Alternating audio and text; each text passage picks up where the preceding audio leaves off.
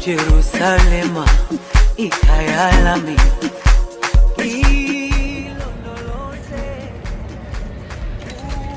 Mais c'est l'heure du bilan. Si vous avez qu'une semaine pour visiter la Jordanie, je vous conseille 3 choses. La mer Morte, Wadi Rum et Petra.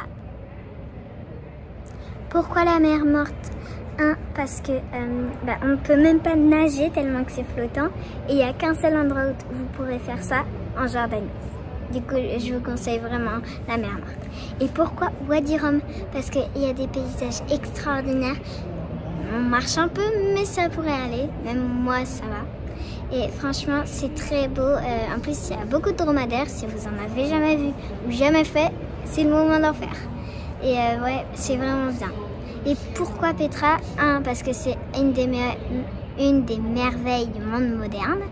Et la 3e qu'on fait.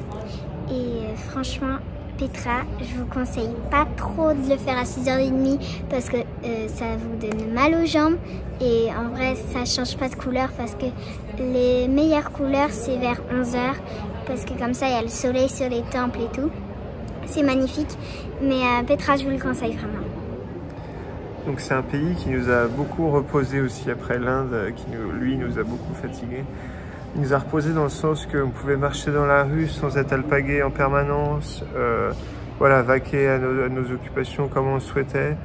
Et voilà, et le rythme de vie, on sent qu'il est plus cool, on va dire, c'est moins la folie comme en Inde.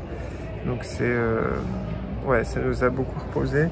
Et ce qui est agréable aussi, et ce qu'on retrouve pas forcément dans beaucoup de pays, c'est que les guides ou tout ce qui est lié au tourisme, en fait, les gens, ils proposent leur service, donc ça, c'est normal. Et après, si on dit non, voilà, ils vont pas insister, quoi. Bon, peut-être un petit peu à Petra, parce que bon, il y a beaucoup de monde, donc ils insistent un peu plus, mais voilà, tu dis non une fois et il n'y a pas de problème, et donc ça, c'est super agréable, quoi. Alors c'est un pays quand même qui reste sec et aride, surtout dans sa partie sud et est.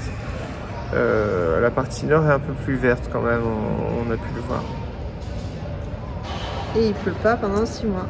Et oui, alors là, nous on est arrivé pile au début de l'été, on va dire, donc là on est parti pour 6 mois de pas de pluie, quoi.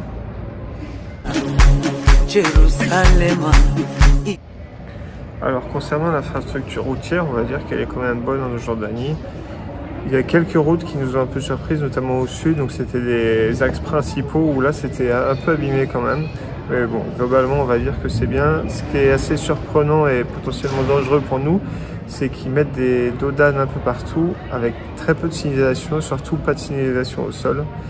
Alors que nous ils sont bien signalisés, donc il est arrivé 1 ou 2 fois, on les a aperçus au dernier moment. Et ce qui est surprenant aussi, oui, il manque de signalisation au sol, c'est-à-dire que des fois on a des grandes routes, 3 ou 4 voies, mais il n'y a pas de ligne. Donc ça peut être un peu surprenant et voilà, déstabilisant. Alors par contre, ce qui nous a aussi surpris, nous ça fait 5 ou 6 mois qu'on est habitué à avoir des tuk-tuk, et en Jordanie il n'y a pas de tuk-tuk.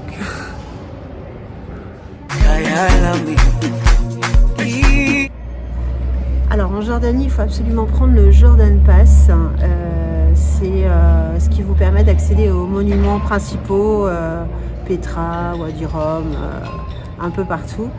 Nous, on a pris le gros forfait de 88 jods.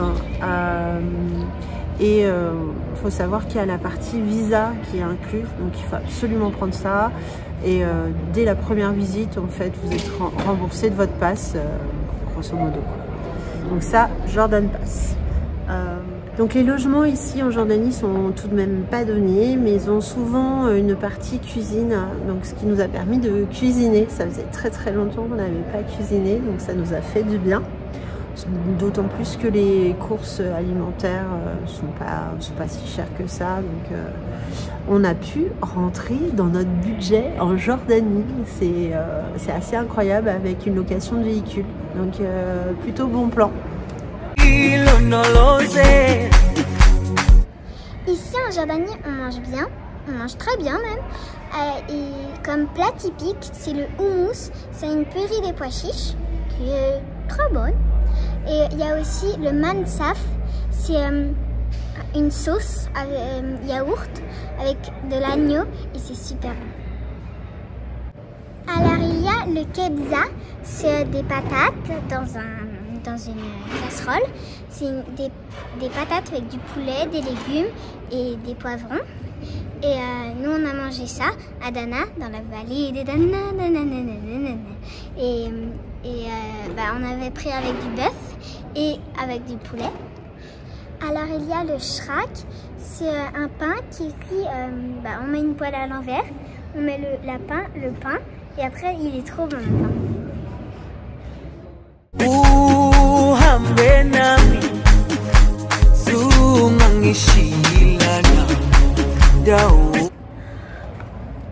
Alors nous on a eu de la chance de manger un zarb, c'est un barbecue bédouin. Et en fait il y a du poulet et des légumes dans le barbecue. Ils sortent et après c'est bon. Mais aussi sur un petit plateau il y a du riz, des patates, tout ce qui va avec. Et c'est très bon.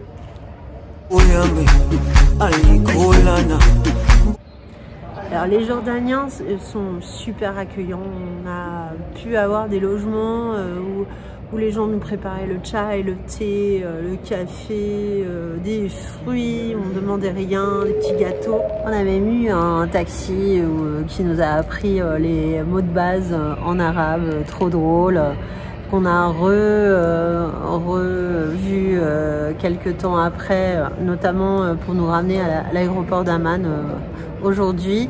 Et du coup, nous a fait écrire tous les mots pour que quand on revient dans 10 ou 20 ans, on s'en souvienne.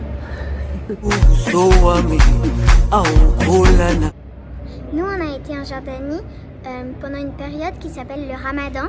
C'est une période assez bizarre, mais qui est assez bien aussi. En fait, les habitants de Jordanie n'ont pas le droit de manger quand le soleil est levé.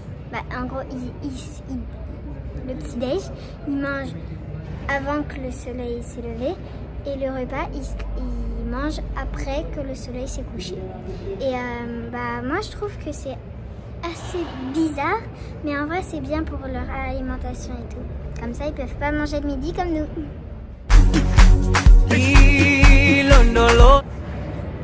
Alors ce qui était assez drôle une fois, donc on s'est promené en fait dans Amman et on a trouvé, il y avait un carré d'herbe et il y avait un berger avec ses moutons ici en plein centre-ville. On se demande même comment ils sont arrivés là. Mais bon. Et Nathalie avait mis un truc à bretelles avec, vous voyez quand même de la peau quoi. Et alors le berger tout de suite il nous a arrêté bonjour et puis she is nice, she is beautiful. C'était assez drôle. Du coup, Nathalie, après, elle a sorti le foulard quand même.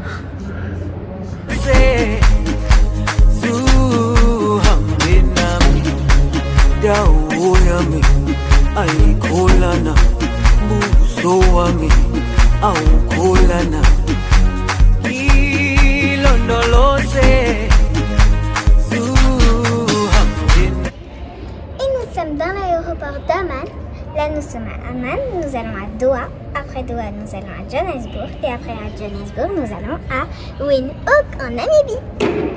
Et c'est parti!